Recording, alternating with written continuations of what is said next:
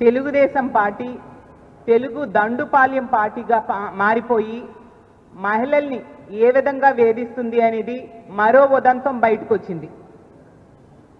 విజయనగరంలో, ఉమ్మడి విజయనగరం, ఇప్పుడు సాలూరు ఎమ్మెల్యే ప్రెసిడెంట్ మంత్రిగా ఉన్న సంధ్యారాణి గారి పిఏ అతను చేసిన నిర్వాకం ఈ దండుపాల్యం పార్టీగా టీడీపీ మారింది అనడానికి ఇంకొక ఉదాహరణ.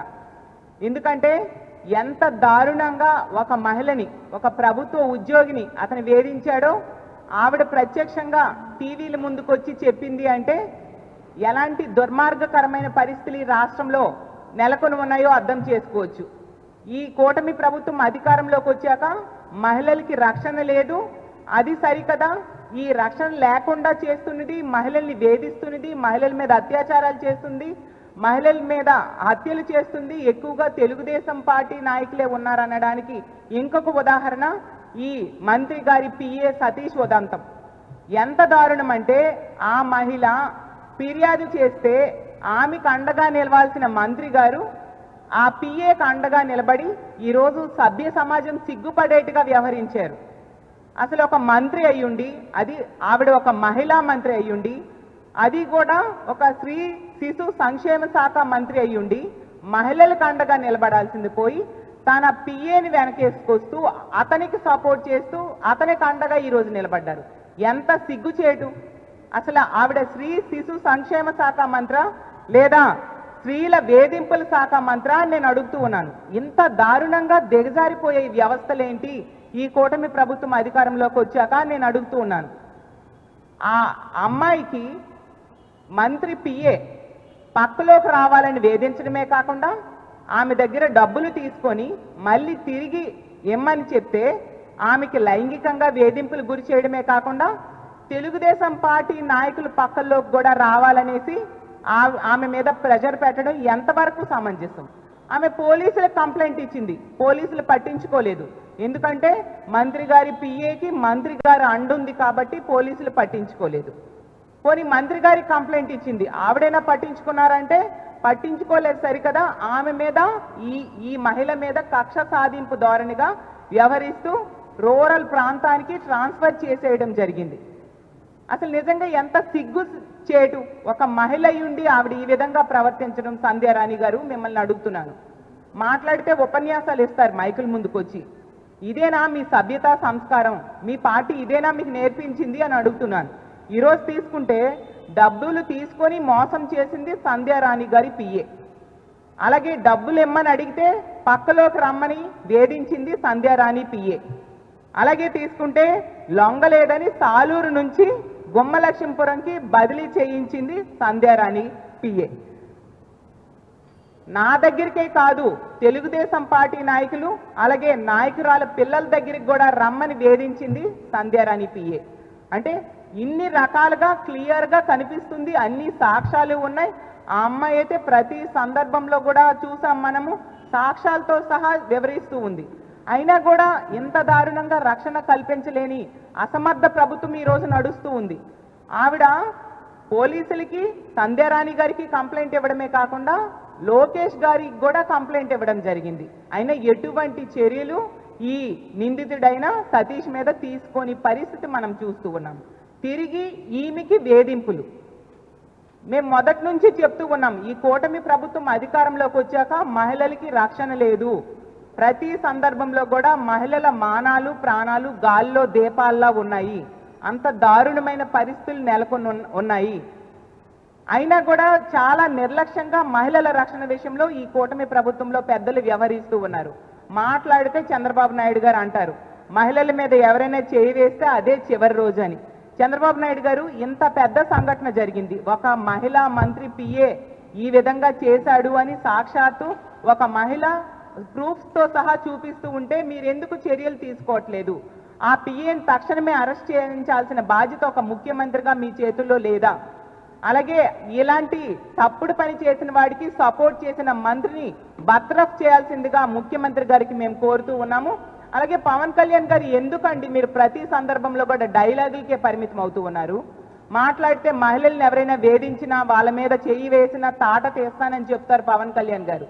మరి మీ సహచర మంత్రి, మీ పక్కనే కూర్చునే మంత్రి ఆవిడ పిఏ ఈ విధంగా ఇంత దారుణంగా ప్రవర్తిస్తే ఆవిడ తీసుకొచ్చి అతనికి సపోర్ట్ చేస్తూ ఉంటే, బాధితురాలికి మరింతగా వేధిస్తూ ఉండే పరిస్థితులుంటే మీరు ఎవరి తాట తీశారు?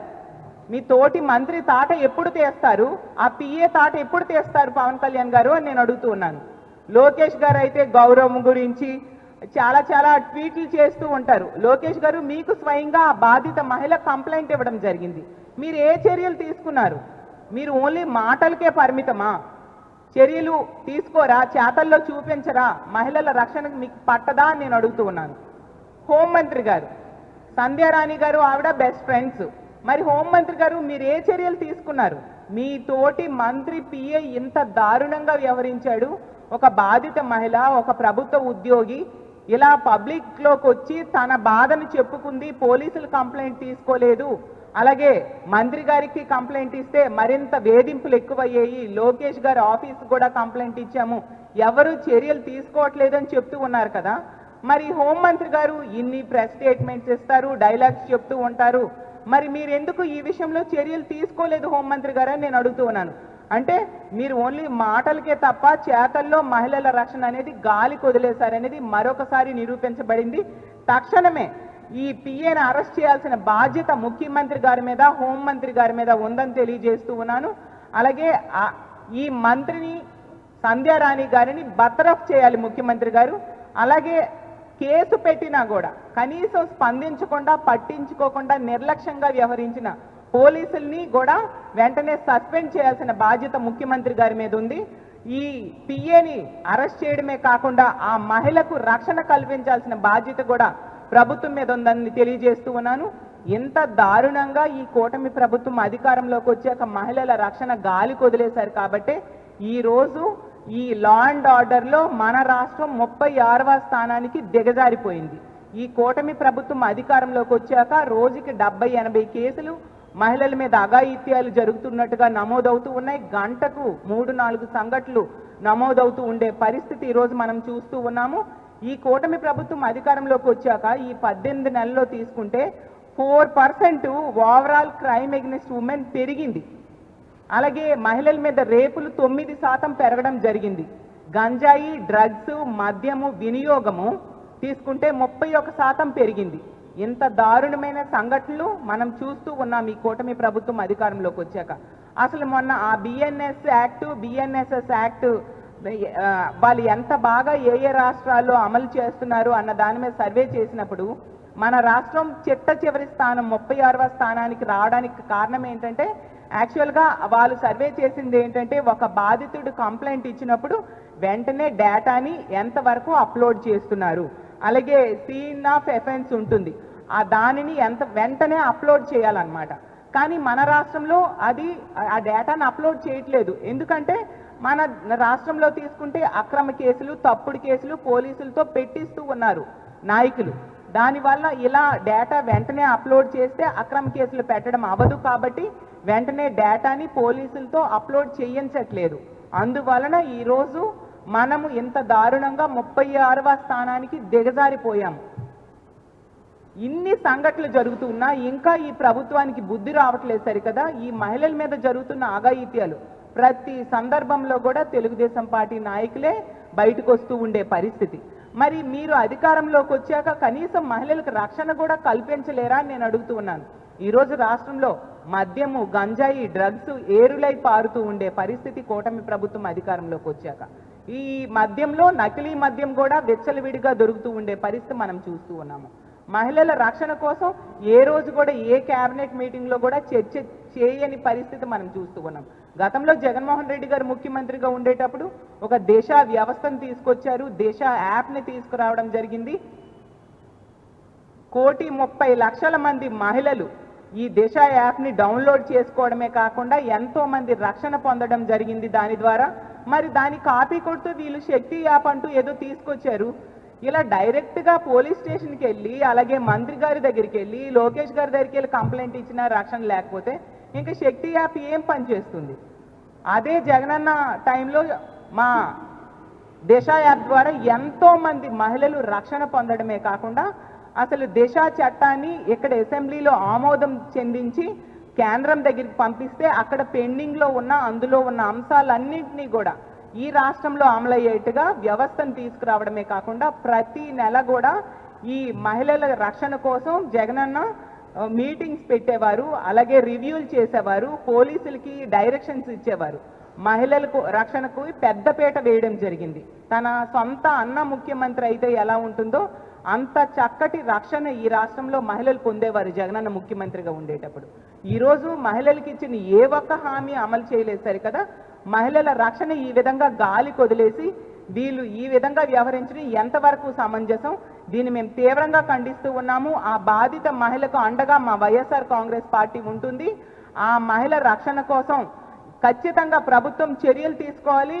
ముఖ్యంగా ముఖ్యమంత్రి గారు ఈ సతీష్ అనే వ్యక్తిని తక్షణమే అరెస్ట్ చేసేట్టుగా ఆదేశాలు ఇవ్వాల్సిందిగా కోరుతున్నాను. మంత్రిని బర్తరఫ్ చేయాల్సిందిగా మేము డిమాండ్ చేస్తూ ఉన్నాము. ఎప్పటికైనా ఇలాంటి సిగ్గుచేటు పనులు మానుకొని మంత్రి గారు ఆ బాధితురాలకి రక్షణ కల్పించాల్సిందిగా డిమాండ్ చేస్తూ సెలవు తీసుకుంటున్నాను. ఖచ్చితంగా అండి. ఈ రాష్ట్రంలో ఎన్నో సంఘటనలు జరిగే ప్రతి సందర్భంలో కూడా మా జగన్మోహన్ రెడ్డి గారు వెళ్ళడము, మా పార్టీ నాయకులు మేమందరం కూడా వెళ్ళి ఆ కుటుంబానికి ధైర్యం చెప్పడము, తోచినంత ఆర్థిక సహాయం చేయడము ప్రతి సందర్భంలో జరుగుతుంది తప్ప ఏ సందర్భంలో కూడా ఈ గవర్నమెంట్ అనేది ఆ బాధిత కుటుంబానికి అండగా నిలబడినట్టుగా మనం ఎక్కడా కూడా చూడలేదు. ప్రతి సందర్భంలో కూడా జగనన్న వెళ్తే వెంటనే పరుగులు పెడుతూ మంత్రులు వెళ్ళడం తప్ప స్వతహాగా వాళ్ళంతటి వాళ్ళు ఏ కుటుంబానికి అండగా నిలబడలేదు. చాలా సందర్భాల్లో మేము వెళ్ళాము, ఆ మహిళలకు అండగా నిలబడ్డాము. ప్రతి సందర్భంలో కూడా ఆ బాధితురాలకు అండగా నిలబడ్డమే కాకుండా అలాంటి తప్పుడు పని చేసిన వాడికి అతని మీద కేసు పెట్టేట్టుగా, అలాగే అరెస్ట్ చేసేట్టుగా ప్రభుత్వం మీద ఒత్తిడి తీసుకొచ్చి చేసింది కూడా మా వైఎస్ఆర్ కాంగ్రెస్ పార్టీయే. ముందు నుంచి కూడా మా పార్టీ ఎప్పుడూని కూడా పేదల పక్షాన, ప్రజల పక్షాన, బాధితుల పక్షాన నిలబడే పార్టీ కాబట్టి మొదటి నుంచి కూడా జగనన్న ముఖ్యమంత్రిగా ఉండేప్పుడు ఇప్పుడు కూడా మహిళలకి రక్షణగా ఉంటూ వాళ్ళకు అండగా ఉంటూ ముందుకు వెళ్తూ ఉన్నామని తెలియజేస్తున్నాను.